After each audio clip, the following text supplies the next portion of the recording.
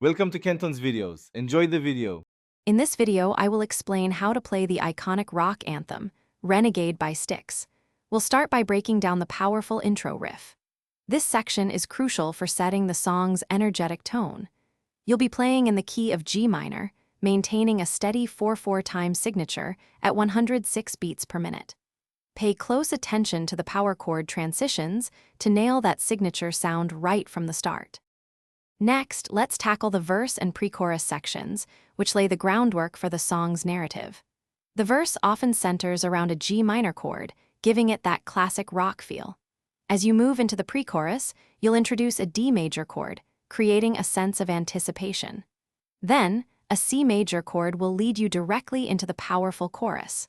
Focus on clean transitions between these three main chords. Now, let's dive into the exhilarating chorus and the distinctive bridge. The chorus explodes with an F major to G major power chord progression, demanding a full, resonant sound.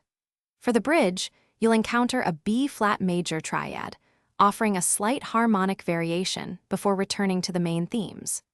Remember to really lean into the dynamics here, making the chorus feel big and the bridge a moment of subtle intensity. Finally, we'll explore the electrifying guitar solo and the song's powerful outro. The solo is a masterclass in the G minor pentatonic scale, featuring fast licks, expressive bends, and precise pull-offs. Dedicate time to practicing these intricate phrases. The outro typically revisits the main riff, often concluding with a strong, definitive final chord.